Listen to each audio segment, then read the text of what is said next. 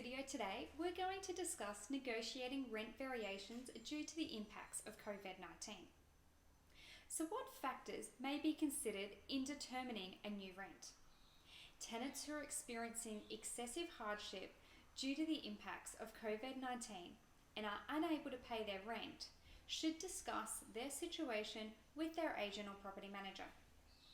Parties should try to negotiate a new rent amount that is reasonable and affordable based on their changed circumstances, as well as any conditions, including whether any rent repayments need to be made and the time frame for the rent adjustment. This amount will depend on the individual circumstances of each tenant and the people in their household. Typically, an affordable rent is no more than 30% of the total household income. So this includes all tenants that are inside that home. Some households, such as a single person, are going to be more likely to be at risk of housing stress than other household types. Some may have a higher income and may be able to pay more than 30% of their rent without being stressed with that additional rent. Each negotiation should also consider the circumstances of the property owner and any hardship that they too may be facing. Property owners may also need to provide evidence of financial impact. All parties should make reasonable attempts to access relevant federal and state financial relief packages, such as the job seeker payment, mortgage relief. What evidence is required? It is reasonable for a property owner to request information about changes to their tenant's circumstances due to COVID-19. It is very common for all prospective tenants to provide information about their income and employment status when they are making applications for properties.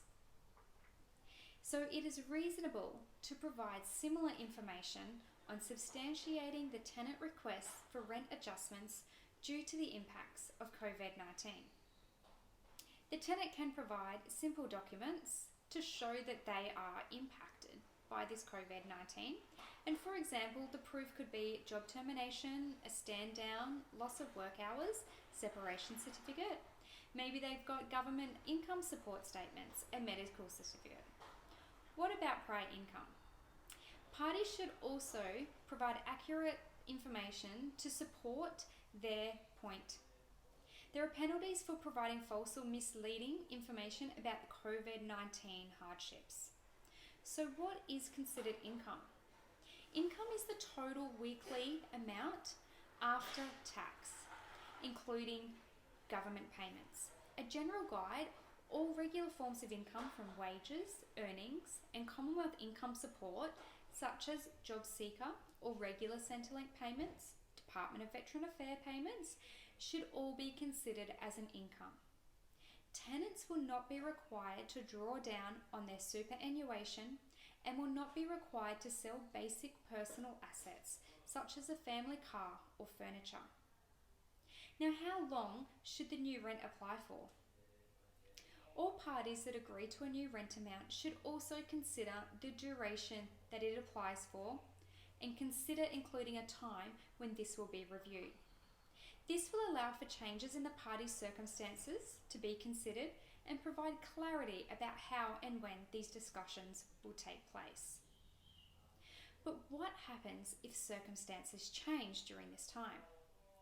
The tenant must notify the property owner of a change in circumstance regardless of whether there is an increase or a decrease in the total household income. The tenant can ask the lessor property owner for the rent amount to be reviewed at any time during this agreed variation period if the rent of the household circumstances change, such as the changes in income or if a person leaves or another person joins the household. All parties should discuss the change in circumstances and try to agree to a further variation of the rent. Applying the new rent amount. Once a new rent amount is agreed, a tenancy variation form, which we have a copy of, must be completed.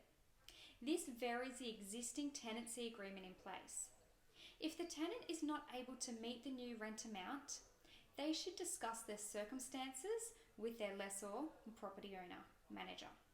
The repayment of the rent arrears is a matter for negotiation between the tenant and the property owner, including through the conciliation process if required, to ensure a fair outcome that considers the circumstances of both parties. But what happens when the property owner is also experiencing hardship?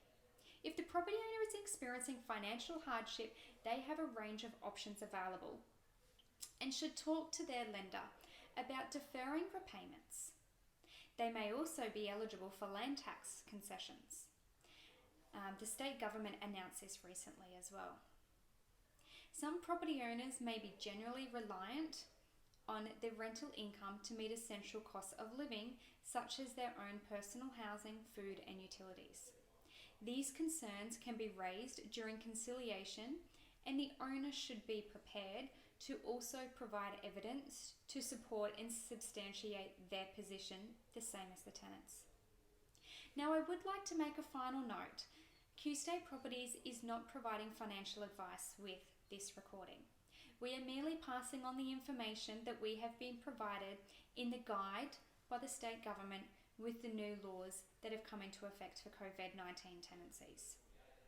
If you would like to know more information, please keep your eye out for the rest of our mini-series being released. I'm Sandy Lower from Q-State Properties. Bye for now.